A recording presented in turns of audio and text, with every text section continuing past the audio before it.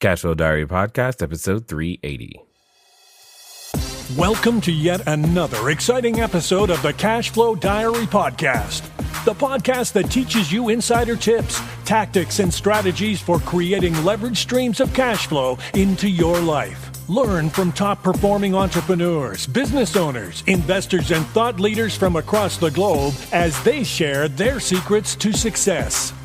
Like what you learn on this and other Cashflow Diary podcast episodes?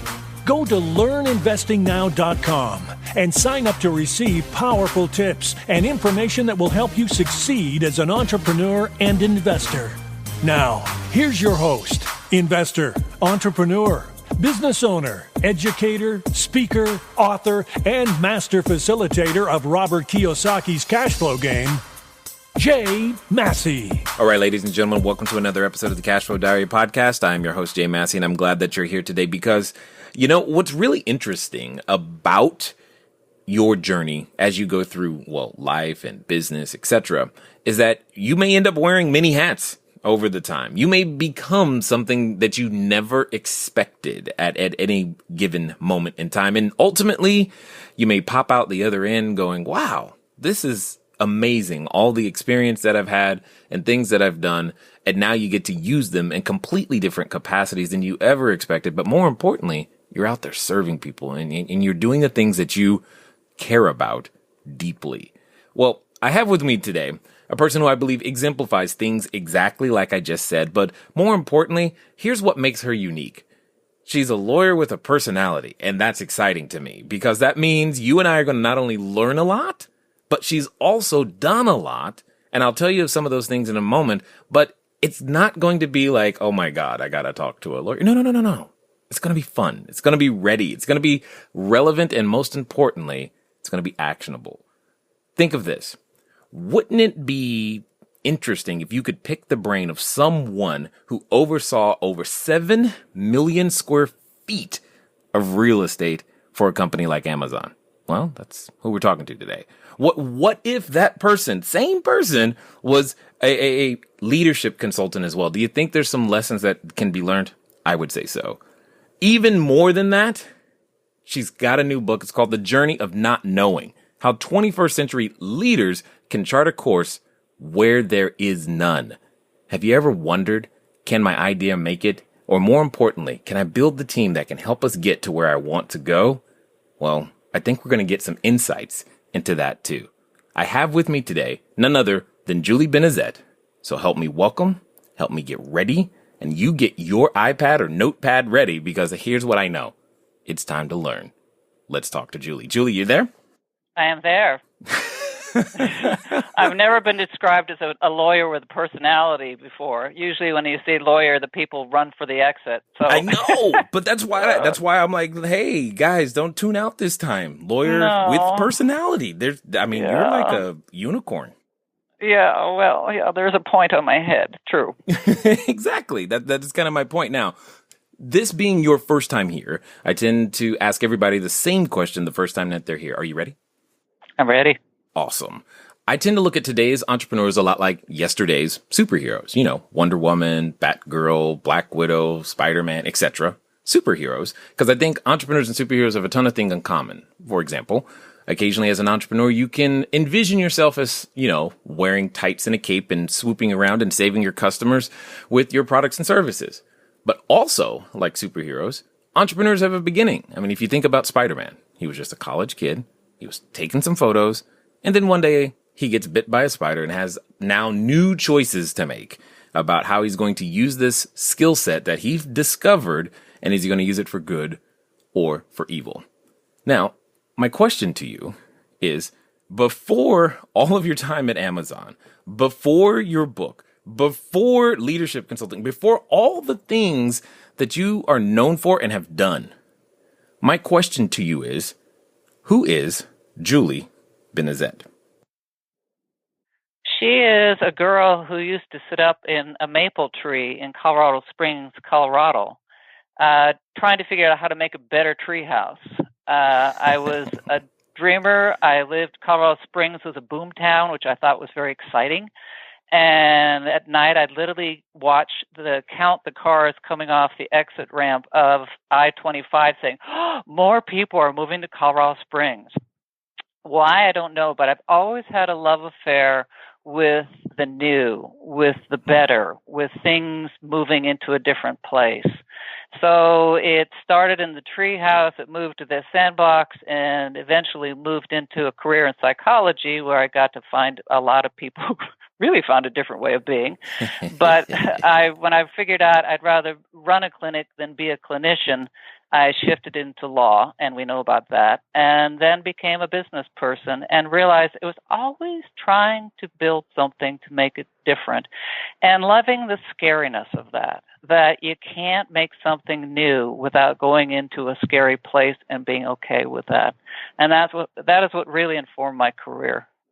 Interesting, because you just got everybody's attention when you said you enjoy the scariness of it. Everyone is like trying to run the other direction. Now, before we go to that, though, did you really stay up night counting cars? I mean, I'm like, what?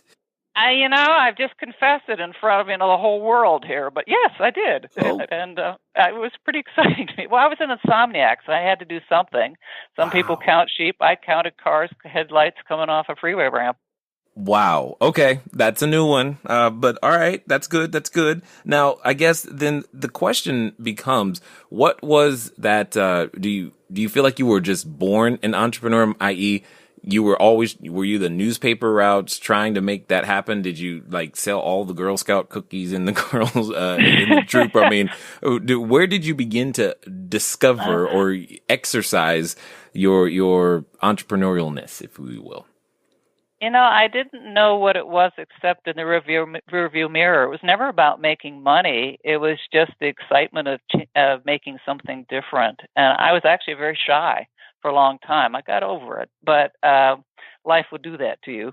But I don't think you're necessarily born that way, but I was allowed to be that way. And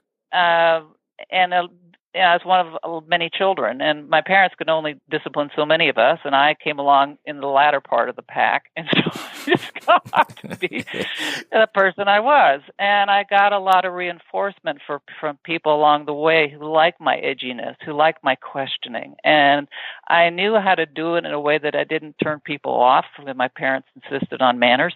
Mm-hmm. But I also, at the same time, had got such a kick out of it that it just built upon itself. But I don't think you have to be born that way. I think you can come into it. Well, what's interesting about what you bring up, okay, so you like human behavior and psychology. It's like the nature versus nurture conversation. And what I hear you saying is when you said you were allowed to be that way, it sounds like either by default because there were so many kids or because your parents had said, hey, let Julie be whatever Julie's going to be.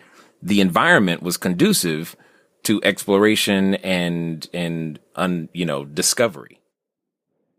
It was conducive. My father ran colleges for a living, so I was in an entrepreneurial environment. I see. But it was also about knowledge. That go discover, go find things out. And I think that is something that is a common root among entrepreneurs, right. Is they got a curiosity factor there that is high. And what's hard to see is when it gets squelched or their own fear gets in the way. That the downside of being an entrepreneur and the scariness of it is that it's scary. And you spend a lot of time worried and not knowing quite what to do. And you have to have a reason to persevere. So that I find along the way a couple of things distinguish the people who go forward in this world as an entrepreneur and those who don't. And one is having a strong sense of purpose. What do I want to do with this? What do I want to make better? And who do I want to make it better for? You got to pick your population. If you're building a business, who is your customer really? And which customer do you need to serve and can you serve? Are you good with little kids? Are you good with old people? Are you good with rich people? Are you good with poor people? Are you good with highly educated people? Are you good with anybody? So you pick, you just pick. But then when you have your sense of purpose, helps to help you to deal with the uncertainty that you live with when you go out and experiment with your ideas. And the second thing that can get in the way of people moving forward to being an entrepreneur is what I call in my book hooks. These are defensive behaviors that are very typical. They're things like perfectionism, personalizing, conflict avoidance, micromanagement, things that give you near-term comfort. If I could just get this little font fixed right now, or get the package just so, or get this letter written just right, then I'll be okay. And what it does is it helps settle down the anxiety, but it takes you off the pathway to a bigger idea of, I really wanted to try creating a new tutorial program that hasn't been tried before.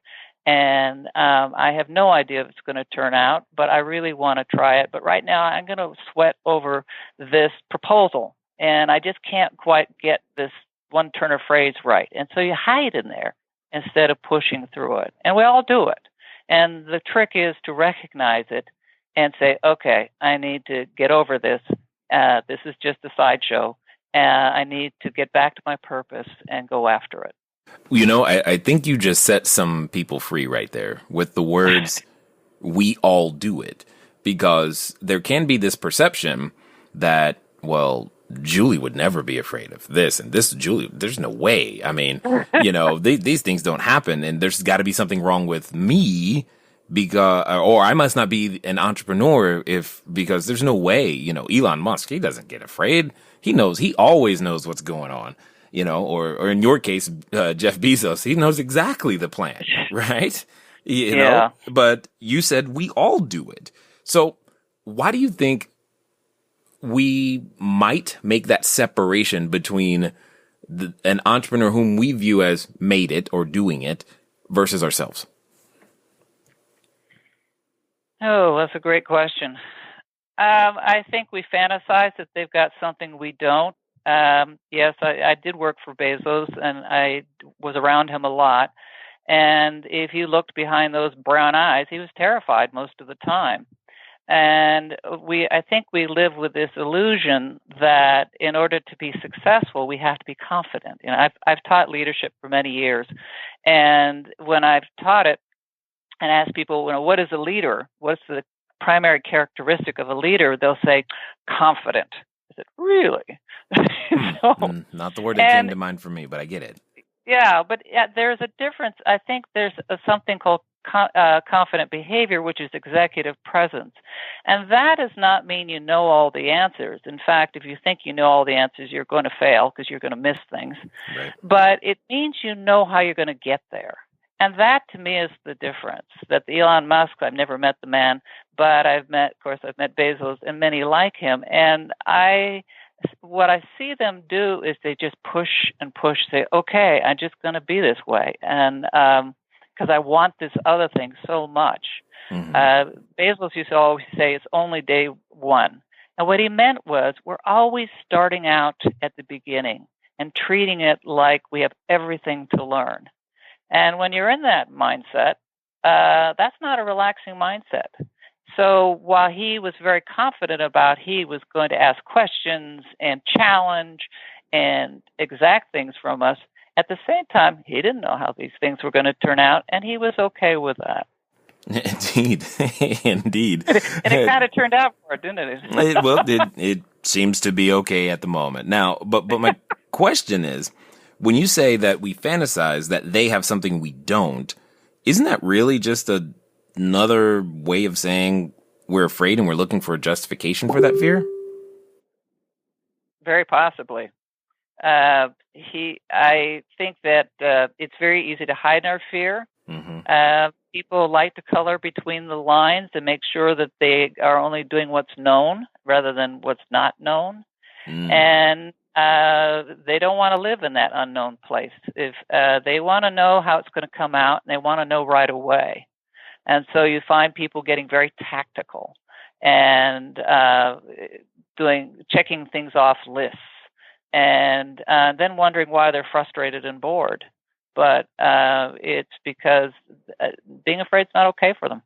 Yeah, yeah. Okay, so take us to this journey of how you go from, learning that you didn't want to be a clinician to becoming the business owner, but more importantly, how did you end up at Amazon? Because none of this makes sense. It doesn't seem to flow yet, like the natural step from one to the next. I don't see it.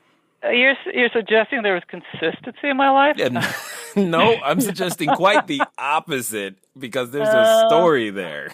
Yeah. Well, let's see. Should I tell how to tell this? I did migrate from law into real estate, and because I love to build things, and I think real estate's fascinating. So I ended up at a real estate company, and then migrated from there to running a cell site company, which is not the most beautiful real estate you'll ever see, but there sure were a lot of cell sites going up in the mid-'90s. But what it does was the cellular industry was an industry that everybody was new to it. Everybody was a mutt. They all came from someplace else because that industry didn't exist before. And it put me in an environment where everything was new and crazy and to be tested. And I loved it. So out of there, I moved into real estate consulting, and I was having dinner with a friend one night. And I was talking about a project I was working on. And I've spent my life jumping between business and real estate. And so I jumped back into the real estate section, and we're sitting there sucking down our Chardonnay. And I was describing how we're going to redo the configuration of this tower where the flow of the floor was a U-shaped, and how we're going to change it so it would be a circular shape, which would improve the circulation and the value of the building. And the woman looks at me, and she had a glass pointed, and it was Seattle summer, and the sun was glinting through the glass because it's light late. And she looked at me, she said, "You know this," and there's a word there that you can't say in prime time. But yeah. And I said, "What word I can't say?" And she says, "This real estate word we can't say." And I said, "Yeah," and she says, "Do you want to work for Amazon.com?" And I looked at her and I said, "No." And nice. I was enjoying my freedom. I didn't want to be a W-2 again. She said, "No, wait." And she was Amazon's first customer service director. She says, "Finish off your glass. We're going for a drive." So I finished off the glass, and yes, to your audience, this was just one glass. And we drove down to the south of Seattle to a distribution center. And I had worked in the industrial sector a lot, so I knew what to expect. I expect pallets and forklifts and people on the back porch smoking. And we pull up, and there's this very quiet building, and there are 3 people sitting on the outside reading books. Books? Girly magazines, maybe, but books? Right. And those have words in it. What's up with that? And they look like they've been taking them in. It was an extraordinary image. So we walk in, and in lieu of this world of conveying machines and packaging things, there were library cards and banks of computer monitors. And it was this hushed silence. And I looked around and said, "What the heck is this?" This was Amazon.com. And I found myself pulled in. I was so intrigued. I'd been a finance lawyer, so I had financed new businesses for a long time. And I looked around at this and said, "There's something about this that's very attractive to me. It's all new. It's all experiments. And win, lose, or draw, this story is always going to get told. I can be self-employed again anytime. But this might be worth being a W-2. Now, did I make that decision at that point in the middle of the floor? No way. Right. I fought them tooth and nail. And when they finally made me a proposal that not only I had made I did a project for them as a consultant, and I walked out of there saying, they don't get it. They really don't get it. They didn't listen to me. And I went furious and went back and refilled my pipeline of clients. And the next morning, I get a call. Actually, it was the next evening I get a call, and it was the CIO of Amazon. Julie, he's from Texas, from Kentucky. Julie, I want you to come here and join our team. I said, no, we had this conversation. I'm not joining your team. Wait a minute. Hear me out. So I can't think of this guy without thinking of his accent. And so he went through. In the meantime, my husband and my daughter went off someplace to the grocery store. And so this guy lined out a proposal that not only reflected that they completely understood what I told them, but they had gone beyond what I'd asked for as my terms. And one of them was I had to report into the C-suite. I didn't have to report to Bezos. But real estate is the longest lead, least flexible, second most expensive item on the balance sheet. And in order to succeed, particularly in an environment like Amazon, you have to get the business strategy down. And for that, you got to ride at the front of the bus, not the back of the bus, where a lot of real estate people are. And so I said, that's my requirement. Otherwise, I don't want to come in and do a bunch of leases. I can do that any place. Mm-hmm. Well, this guy totally got that, and I was going to report to the chief logistics officer. So I accepted. I thought, any place that would get this, and they were really smart, and give me an offer like this, I'd be a fool not to do this. So accepted, didn't dicker much on the phone, poured myself a glass of Chardonnay, went out in the back porch. It's sort of a leitmotif, the Chardonnay at the beginning of Amazon. So my husband reappears with my daughter. He takes the Chardonnay out of my hand, empties it over the side into the yard. I said, what? Wait, marriage issue. What are you doing? My glass You can't do that, yeah. And he's got a brown bag, and he reaches in, he pulls out a bottle of Veuve Clicquot, which, that's if he ever is worried about me being mad, Veuve Clicquot can cure a lot of things. Got it. So I looked at it, I said, what's that for? He said, to celebrate your new job. I said, what new job? He said, your Amazon job. I said, I had to accept that job when you left this house. He says, Julie, I know you. You would not be able to resist that one. Then I knew why I married him, and then I had the job at Amazon. Yeah, you're like, I chose well. This is good. This is good. The Veuve Clicquot was excellent. Yeah, indeed. Okay, so, but 7 million square feet, that's a lot of work. I mean, I'm just like in my head that's like mind-boggling in terms of being able to put that together and the logistics required to do all of those things. So why on earth? I mean, if that's you seem to thrive on the new and the uncertain. Is that why you wrote a book? Because it was new and uncertain, or what was it that drives you to now do this new thing? One of the great things about being an entrepreneur is, well, doing new things. It's been said to me recently. Someone said, hey, Jay, every time I talk to you, it sounds like you have a different life. It's like there are so many different things that you've done, so many different phases. It's amazing. And while that's true, I think it's also true that each one of you, or we're all growing at completely different rates. And based upon the speed of that growth or your willingness to change, you're going to have what feels like different lives to some degree.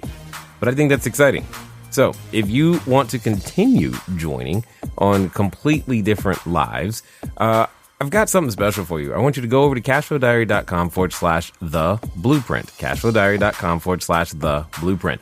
One of the things that has happened is that I've discovered a very interesting way to increase the cash flow from short-term rentals so that your real estate makes significantly more money. If you want to find out more about that, go over to cashflowdiary.com/the-blueprint. Now, let's get back to the rest of this story. I don't know. I think that one may have been masochism. Yeah, that's code for writing a book is more work than you might think, guys. But go ahead. Yeah, you probably hear that all the time. Yes. The book I came up with the Journey of Not Knowing concept about 8 years ago. I was teaching leadership to execs, and I was coaching a bunch of them. And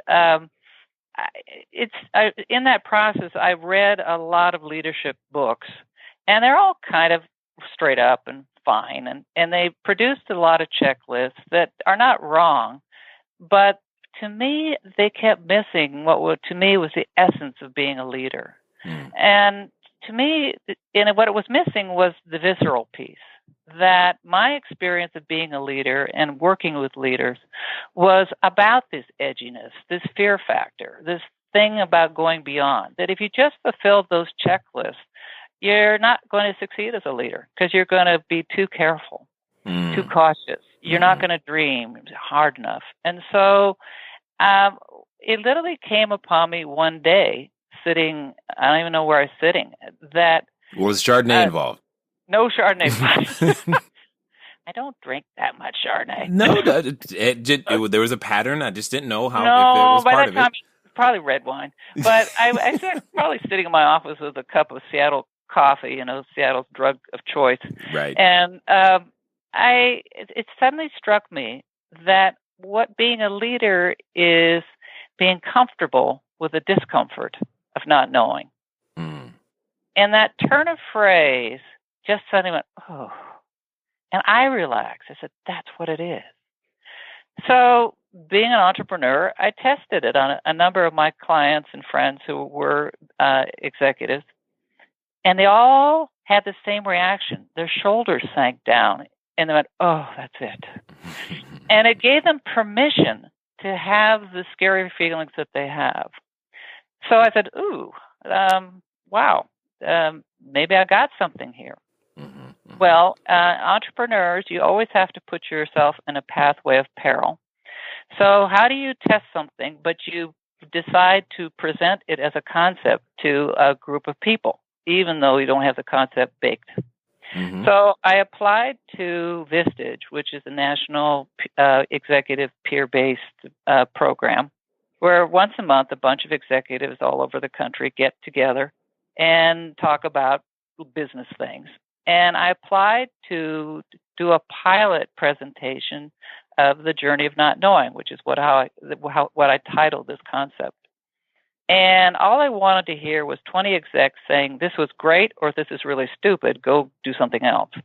And so being a lawyer still, I could write 2 paragraphs, and I wrote 2 paragraphs and was accepted. And I said, oh no, now what do I do? Dang it.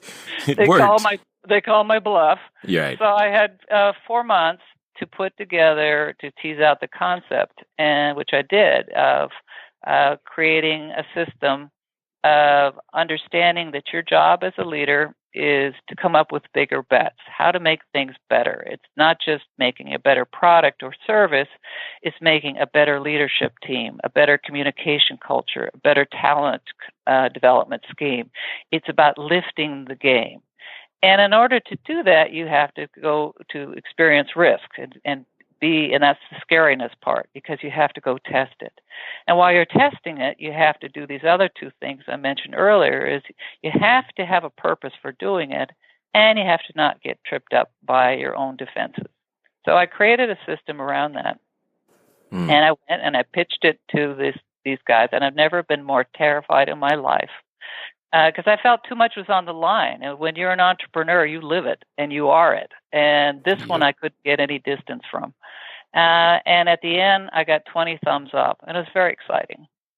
So out of them, I taught at Harvard for 10 years in executive ed, and I introduced the concept there. And then after 10 years, I decided that I'd had enough. This is a fully amortized experience, and I loved it, but that was enough.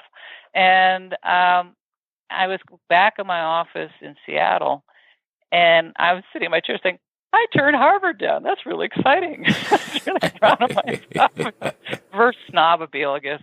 And but we left on excellent terms. And in walks a colleague of mine saying, I just got this opportunity from a senior executive of mine who I coach at Microsoft, who just inherited 23 new executives.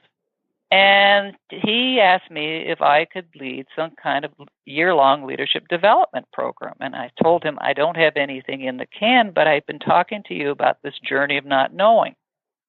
And he said, well, what's that? And she told him the concept because she really liked it. And he says, well, why don't you do that? She says, well, I told you it's not in the can. He said, well, why don't you put it in the can of Microsoft Scholar? He said, I'll go ask Julie. So she came in and asked me, and I looked at her and said, what's the question in this question?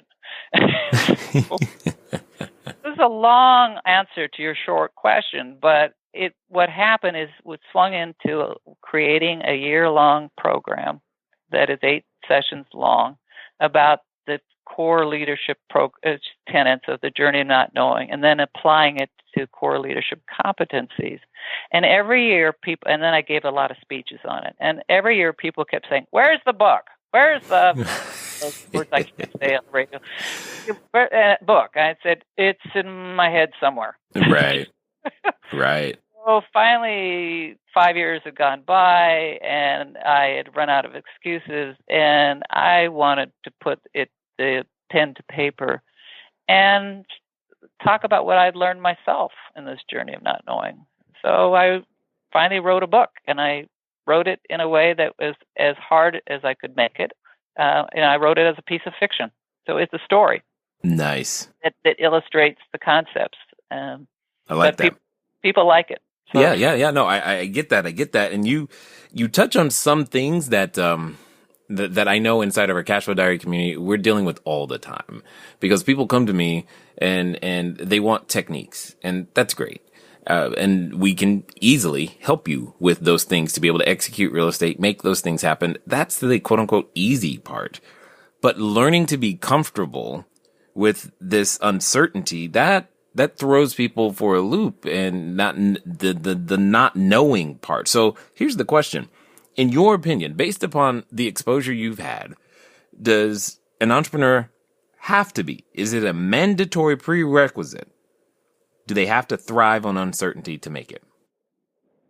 I don't know if you have to thrive, but you have to be okay with it. If you can get. What does that mean? What is okay? Because people will say I'm okay, but then they freak out as soon as something is unknown and freeze. What is okay? How does one know? Well, we all allowed to freak out at times. Sometimes that's the appropriate response. Hold on. I need you to say that again, because someone was like walking the dog on the treadmill and they didn't understand how important that was. So ready, go. What you're doing when you are when you're an entrepreneur, is you are trying to build something that people want to pay for or use. Right. And the stuff that's already done is done. So if you're building a business on something that is new, it by definition has not been done. So it really goes to how okay you are with not knowing the outcome. And it doesn't mean you have to be a nervous wreck about it, but you have to recognize that you're not going to be able to say for sure where this is going to go. And you have to live with things like criticism from other people, passive aggression when they say, oh, I don't want it. Well, that's nice. Good luck with that.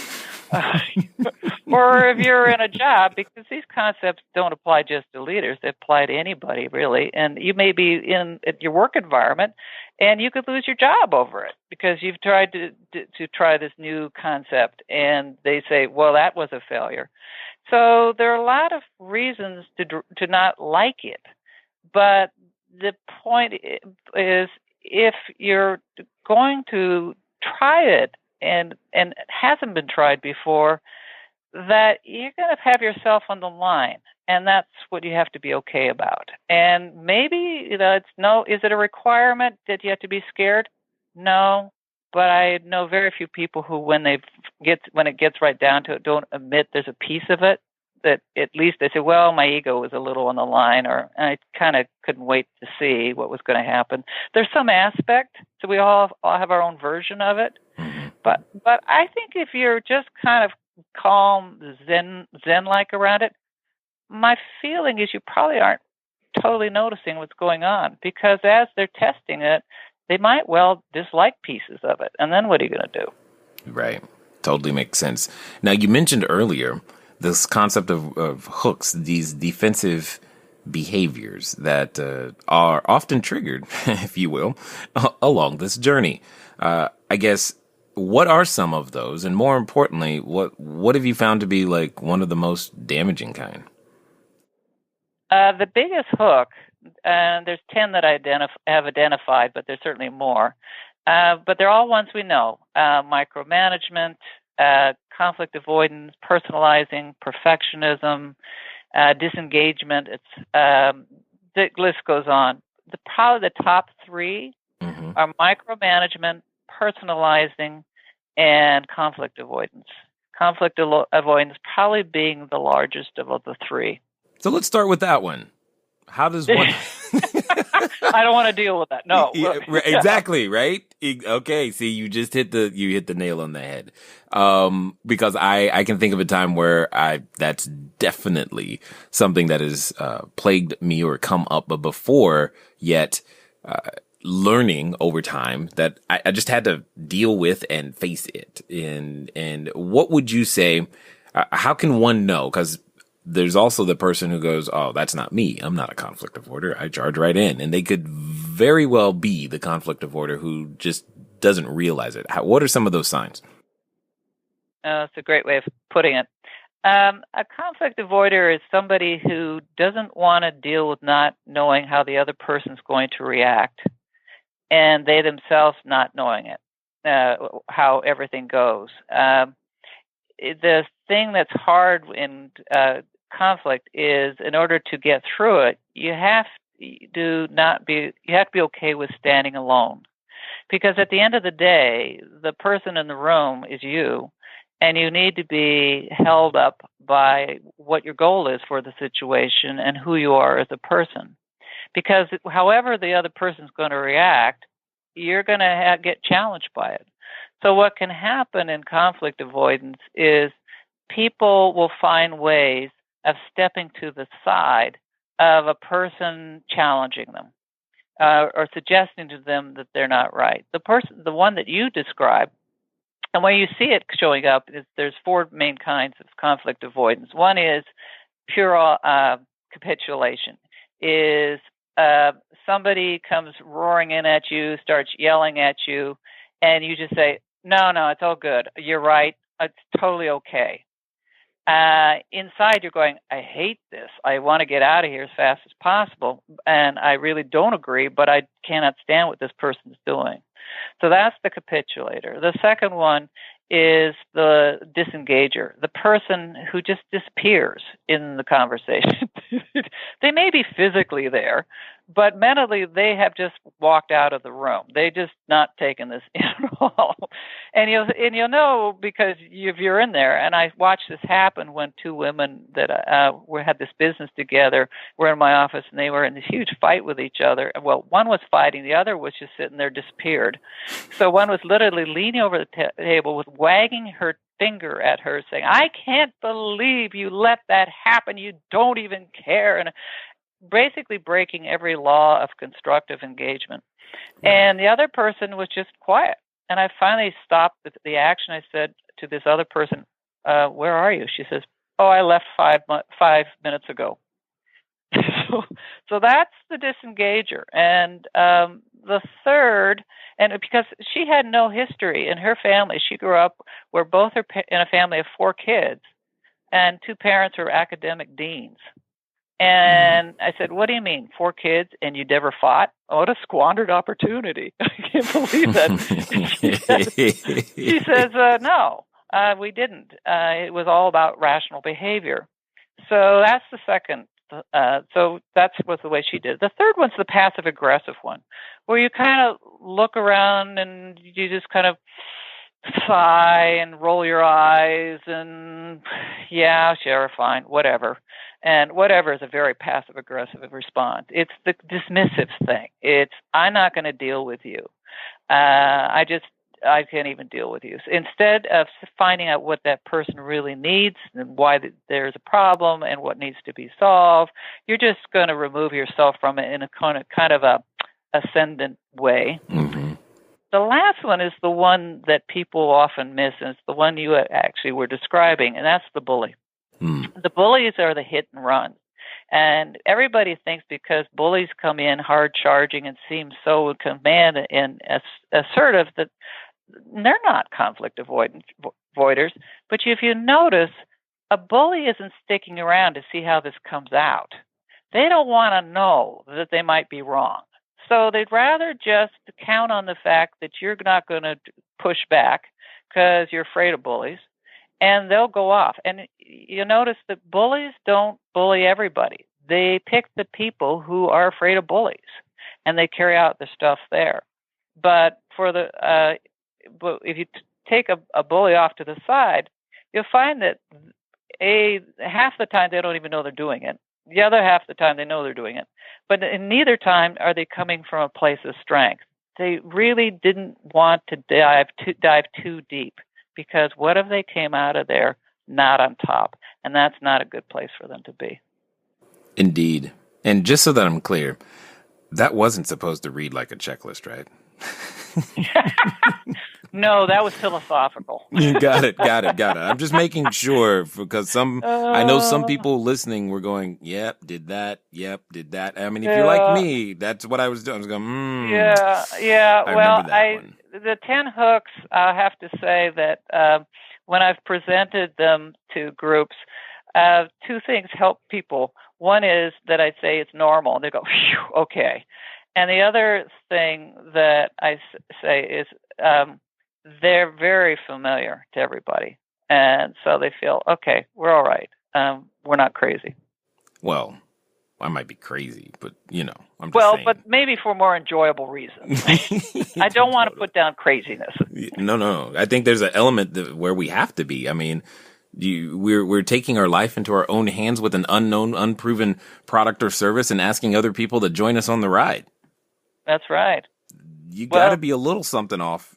If that's you lived a little bit at that in your own business, haven't you? A lot of bit. A lot of bit for all of various and sundry reasons. I mean, every time you come up with an idea, you're wondering, can it work? It sounds like it is. I mean, especially if you're listening to your customers, you come up with this, hey, this sounds like something they need, I think. And you start that experiment process and you get that feedback loop, and then you're like, I don't know where this is going to go, but when I've found myself to be open to the input, and we were always able to pivot and make changes, which gets me to the point when it comes to the journey of just not knowing, at what point during that process does the entrepreneur actually go, you know what? I now know, and more importantly, this is the confident way to go, and is there ever this point where there's nothing left to discover? Oh, I hope so. I hope not, because then you've stopped paying attention. However, you do have to make decisions along the way. There is a blow and go moment. And I think the smart entrepreneurs are the ones who take measured risks. They say, okay, here's what I know. This is what I don't know. But the cost of not going forward is higher than the cost of going forward. So I need to go ahead and try this at this point. Interesting. Okay. How does one develop the sense to be able to make that equation? Because I have an understanding of what you're saying, but is there, you got a formula? You got a checklist? There's no checklist for that one. Yeah. But there's expert intuition that you've developed. Yeah. And how does one get there? Yeah, I wish I had a good scientific response to this, but I'm just going to have to give it to you the way it happens for me and what I see with others. Is your stomach is the smartest organ of the body, when you have know enough, it's literally can get really warm and powerful feeling, and it's time to move forward. And when I work with people and they can't make a decision, they'll say, you just don't have enough information yet. And there's a point where all of a sudden your body says, okay, I'm ready. And you don't have to do this alone. Having colleagues is a fabulous thing. It's good to go in to things with plan Bs and feedback loops and high levels of communication and a really good attitude towards failure, because that means you were trying something. So you have your checks and balances as you do it. And that's, I think, is the best way to experiment when you're in business. I think people who do new things just for the sake of doing new things are setting themselves up for failure. You do have to do some calculation on this. Got it. That makes sense. So for the person who's maybe on plan Q, what would you have to say to them? On plan Q? Plan Q. They've done B, C, D, and E. They still want to make this thing work, but now they're on plan Q. Oh, boy. There are certainly examples of things that were plan Q. WD-40 started out as a different product, and they tried it on you name it, and it didn't work and didn't work and didn't work and didn't work. And finally, they realized it worked as a great lubricant. And the 40 in WD-40 means they tried 40 times. So there are instances of this. Wow. They were circling the alphabet there. I like it. And sometimes practicalities, you may just run out of money. So you just got to move on. But there is something about perseverance. And if you keep finding what people who are interested in, there's some kind of small incremental movement, then there may be reasons to go forward. But the practicality does take over at some point. At some point, as an entrepreneur, quite honestly, entrepreneurs get bored. You've had enough with this idea. It may reappear later. But, I have definitely seen examples of when they needed to call it quits, where they have really emptied every coffer and exhausted every potential customer. And at that point, they're just wearing everybody out. And that's time to quit. Yeah, I get that. Totally get that. So for those that have listened this far, Julie, and want to pick up maybe a copy of the book, or more importantly, connect with you and sample some more of your awesome wisdom, what's going to be the best way for them to do that? There is a website called journeyofnotknowing.com. The book is available on Amazon, Barnes & Noble, and any one of a number of ebook channels, including Apple. So it is also, you can get the links to it on the Journey of Not Knowing website. Indeed. Okay, excellent. So now I've got a final question for you, which I think your answer is going to be not only interesting, but fun. So I got to get it out. So no, I think in future life, you're going to be a thesis advisor. You think so? Oh, you get great questions. Thank you. Okay, so here's what I'm thinking. There's someone listening right now. Let's pretend they're standing in front of the superhero outfit store. They are thinking, I'm going to become this entrepreneur. I'm going to pick out my tights, my cape, and I'm going to fly. But at the same time, they have those thoughts, Julie, there's this other voice that is their constant companion. And it's that voice that comes up that often tells us things like, who are you? And what do you think you're doing? And you're crazy. And oh my goodness, don't even bother. And for some people, they're actually related to that voice. So my question to you is as follows. Let's pretend that person who's ready to take that leap, become that entrepreneur, build their business, make it better, is going to actually do what you suggest. And they're going to do so in the next 24 to 48 hours. What would you suggest that they do? Well, I think the first thing I would do is go out and do something I don't usually do. Go to a different place, talk to a different person, do something that moves you out of your usual routine. And get out of the left side of your brain. Sink into the right side of your brain. and say, what would be exciting for me? And allow yourself to wander. We're so quick about making lists and getting the action plan lined out. And I think you got to pay attention to why that little inner voice has even shown up. There's something in there that's trying to get your attention. And I think you start by throwing yourself a little bit off center and exploring what that might be about. Interesting. See, I knew it. I knew it was going to be. I'm like, what's that one? It just came. I'm like, what? Okay, this is good. Because what you actually said was to put yourself in a position where you now don't know again. You're throwing yourself off, and I just like how consistent you've been in that way. And I just wouldn't have thought of that as a way to help you, gain some clarity on why that voice might be there. With that being said, I just want to say thank you for taking the time to discuss with us, talk with us, and share your knowledge, insight, and wisdom here with us today at the Cashflow Diary. Well, thank you. It's been wonderful. Great questions. All right, ladies and gentlemen, you know what time it is. It's time for you to move at the speed of instruction. What does that mean? That means the journey of not knowing. Go get it. Why? Because you know you don't know, but more importantly, it's okay. You just know that now. You have a comfort zone. It's okay to not know, but it's not okay to sit still. In fact, if you heard what I heard, you know that we only have everything to learn. It's been fun talking to you guys today. I look forward to talking to you soon. Until next time.